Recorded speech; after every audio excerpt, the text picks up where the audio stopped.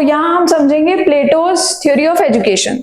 तो प्लेटो ना सबसे पहले हम समझेंगे किस टाइप का पर्सन था। वो ऐसा टाइप का पर्सन था जो ये कहता था कि हर एक पर्सन को एजुकेटेड होना जरूरी है।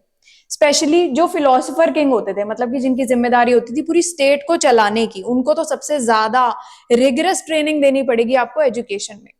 तो यहाँ पर थोड़ा सा ना प्लेटो का एक क्रिटिसिज्म भी चला जाता है कि उसने इतना ज्यादा एजुकेशन पे फोकस कर दिया था कि उसने जो क्रिएटिव लोग हैं, जो आर्टिस्ट हो गए, इन लोगों पर उसने कोई ध्यान ही नहीं दिया। इनफैक्ट आर्ट लिटरेचर पर तो उसने सेंसरशिप लगाने की भी बात की थी कि अगर आर्ट और लिटरेचर में कोई ऐसी चीज हो रही है जिसमें सोल को करप्ट किया जा रहा है किसी भी तरीके से, तो उन चीजों पर आपको सेंसरशिप लगा देनी चाहिए। तो यहाँ पर अभी चीज क्या हो गई है कि यहाँ पर ना एजुकेशन को इतना ज्यादा बढ़ावा दिया है कि अगर मान लो आज की डेट में सचिन तेंदुलकर प्लेटो के टाइम पे हुआ होता तो अच्छा क्रिकेटर तो नहीं ही होता, इनफैक्ट क्रिकेटर ही नहीं होता, फिर वो एजुकेशन में चला गया होता।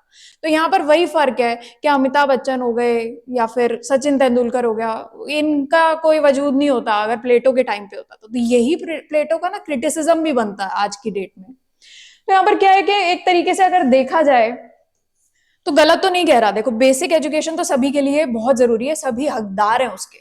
इनफैक्ट हर माँ बाप यही चाहते होते हैं कि उनका बच्चा अच्छा पढ़ लिख के कुछ अच्छा बन जाए।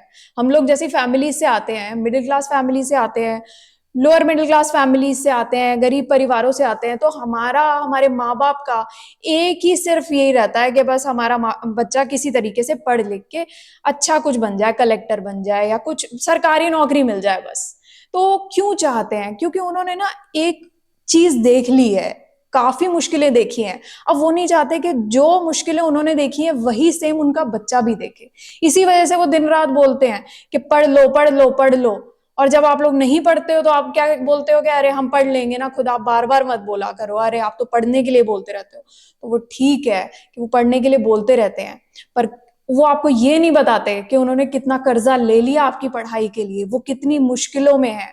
वो कभी भी वो चीज जताते नहीं है कि हमने कितनी मुश्किलों से आपको पढ़ाई लिखाई करवाई है। आजकल के टाइम पे ऑल्दो ऐसा है कि आजकल आप देखोगे तो सरकारी स्कूल भी अच्छे हो रहे हैं, बट फिर भी गरीब से गरीब परिवार भी अपने बच्चे को आज की डेट में प्राइवेट स्कूल में डालना चाहता है। क्यों डालना चाहता है? कि उसका बच्चा कुछ अच्छा पढ़ लिख जाए और जो गरीबी का स्तर उन्होंने देखा है वो स्तर वो ना देखे। क्योंकि इतनी गरीबी है ना हमारे देश में कि वहां से निकलने के लिए ना शिक्षा एकमात्र सहारा है। अगर आप एक बच्चे को शिक्षित कर देते हो तो बच्चा बहुत कैपेबल हो जाता है कि वो अपने माँ बाप को भी और खुद को भी उस जगह से निकाल करके एक बेटर जगह पर ले जाएगा। तो उसके लिए आपको भी थोड़ा सा ये ध्यान देना पड़ेगा कि दिन रात एक करके आईएएस बन जाओ और कुछ बन जाओ, ताकि माँ बाप की भी आंखों में वही खुशी देखो। माँ बाप को भी गर्व होना चाहिए आपके ऊपर कि अरे इतना कर्जा लिया था तो हमारा बच्चा आज की डेट में हमारा नाम रोशन कर ले गया। आप देखोगे तो देश में आजकल लोग, आप बताओ, माँ बाप किस चीज के लिए कर्जा लेते हैं? या तो घर बनाने के लिए कर्जा लेते हैं, दूसरी चीज के लिए कर्जा लिया जाता है कि एजुकेशन के लिए कर्जा लिया जाता है, अच्छा पढ़ाई लिखाई कराने के लिए। आप जहां पर भी देखोगे गरीब से गरीब परिवार भी कर्जा लेकर के बैठा हुआ है। क्यों? ताकि बच्चा कुछ निकल जाएगा, कुछ अच्छा बन जाएगा। और यहाँ पर दिक्कत क्या होती है ना, लड़कियों के साथ तो और भी ज्यादा दिक्कत है। लड़कियों को तो और भी ज्यादा बुरा सलूक किया जाता है, वहां से लड़कियों को निकल करके अपने लिए कुछ करना पड़ता है। स्पेशली आप कुछ पिछड़ी जगहों पर देखोगे कि आज भी लड़कियों को वैसे ही स्ट्रगल करना पड़ता है छोटी छोटी चीजों के लिए। ऐसे भी घर हैं जहां पर, जैसे मैं आपको एक वाकया सुना सकती हूँ जहां पर मैंने वो चीज एक्सपीरियंस की थी, देखी थी खुद अपनी आंखों से, कि एक घर है जहां पर 6 लड़कियां हैं उनकी। तो पढ़ाई लिखाई कराना तो यहाँ ऐसे घरों में ना बहुत दूर की बात हो जाती है, जहां पर लड़कियों को ना खाना तक ठीक से नहीं दिया जा रहा। क्यों नहीं दिया जा रहा? 6 लड़कियों के बाद एक लड़का हुआ उनका। लड़के को तो दूध पीने को मिलता है, लड़कियों को नहीं मिलता। लड़के को खाना प्रॉपर मिलता है, लड़कियों को नहीं मिलता। लड़के को पढ़ाई लिखाई कराने के लिए, नौकरी कराने के लिए सब कुछ किया जाता है, लड़कियों को सिर्फ किचन में रखा जाता है, भैया किचन का काम करो, खाना होगा तो मिलेगा, नहीं होगा तो बचा कुचा जो होगा वो खा लेना। तो लड़कियों के साथ जहां पर ऐसा सुलूक किया जा रहा है, वहां पर आप सोच सकते हो कि उसको पढ़ाई लिखाई के लिए उसके पास साधन है। फिर हम बात करते हैं कि इक्वालिटी है, इक्वालिटी कैसे, आप बताओ। तो लड़कियों के लिए सबसे पहली फाइट ही यही है कि आपको घर के कामों में से निकल के अपने लिए पढ़ाई का टाइम निकालना पड़ता है। ऐसी भी लड़कियां हैं जो दिन रात लगी रहती हैं कि किचन में खाना बनाती हैं, काम करती हैं, बाहर भी छुप छुपा के जाना पड़ता है काम करने के लिए, पैसे कमाने के लिए, ताकि अपने लिए किताबें खरीद पाए और अपने आप को शिक्षा प्रदान कर पाए। उसके लिए लड़कियां बहुत होती हैं जो ऑनलाइन एजुकेशन भी ज्वाइन करती हैं, क्योंकि और कोई साधन नहीं होता, इतना पिछड़ा है वहां पर। पक्के मकान नहीं है वहां पर, खप्पर के घर बना दिए, बस एक आप समझ लो टेम्परेरी स्ट्रक्चर वो बना दिया है, वहां पर कुछ नहीं है। तो वहां से निकल पाना ना बहुत मुश्किल होता है, जहां पर लड़कियों को बोलने की आजादी नहीं है, बाहर कदम रखने की आजादी नहीं है। आप भूल जाओ पढ़ाई लिखाई के लिए कुछ है। तो लड़कियों को तो पहली फाइट अपने घर पे है कि आप घर पे कैसे, आप अपने माँ बाप से कैसे लड़ जाओगे। आप अपने, अगर आप ये चाहते हो कि आपकी जिंदगी किचन से शुरू होकर किचन में ना खत्म हो जाए, तो उसके लिए तो आपको खुद फाइट मारनी पड़ेगी।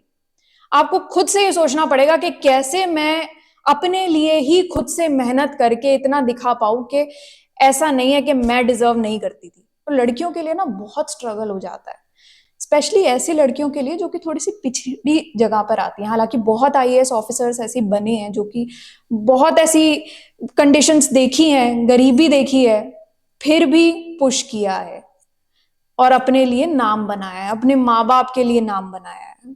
और बाद में माँ बाप को भी रियलाइज होता है उस चीज का कि हम गलत थे और लड़की ने हमारा नाम रोशन किया है, हमारा नाम आगे बढ़ाया है। तो ये चीजें ना बहुत ही छोटी छोटी चीजें हैं, पर बड़ा इम्पैक्ट लेके आती हैं सोसाइटी में। लड़की को आप पढ़ा देते हो तो पूरा परिवार आपका पढ़ जाता है, पूरा परिवार आपका पढ़ ले गया तो आपका देश पढ़ ले जाएगा। वही चीज आपकी प्लेटो ने भी बोली है। प्लेटो क्या कहता था कि अगर मान लो कोई इंडिविजुअल है, आपने इस इंडिविजुअल को अगर पढ़ा दिया तो ये इंडिविजुअल एजुकेशन के जरिए ज्यादा केपेबल है कि वो जस्टिस प्रोवाइड कर पाएगा और एक हार्मोनियस सोसाइटी बना पाएगा। अब बहुत सारे इंडिविजुअल्स मिलके ही तो स्टेट बनाते हैं, तो ऑटोमेटिकली ये स्टेट भी पूरी एजुकेटेड हो गई और फिर ये स्टेट ऑटोमेटिकली केपेबल हो जाती है जस्टिस और हार्मोनियस सोसाइटी बनाने के लिए। इसी वजह से प्लेटो कहता है कि एजुकेशन बहुत जरूरी है। पर यहां पर ना एक कैच है, अब आज के टाइम में ना आपने देखा होगा कि ऐसे जरूरी नहीं है कि सिर्फ जो एजुकेटेड पर्सन होगा ना वही जस्टिस और हार्मोनियस सोसाइटी बना पाएगा। ऐसा जरूरी नहीं होता। हो सकता है कि कोई पर्सन कम पढ़ा लिखा हो फिर भी वो बहुत अच्छे डिसीजन ले पाए।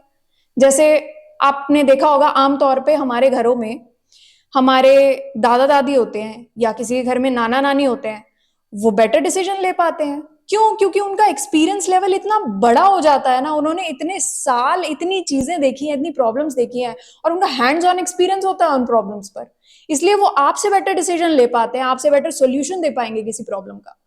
तो इसी वजह से हो सकता है कि वो थोड़े से कम पढ़े लिखे हों पर उन्होंने जिंदगी ना आपसे ज्यादा देखी है, इसी वजह से हो सकता है वो बेटर डिसीजन ले पाए और ये जो प्लेटो की थ्योरी है ये एक तरीके से गलत भी प्रूफ कर पाए। तो उसके क्रिटिसिजम्स भी हैं, प्रोज और कॉन्स, आपको दोनों लेके चलने पड़ेंगे, दोनों के कंटेक्स्ट में आपको यहाँ पर बात करनी पड़ेगी।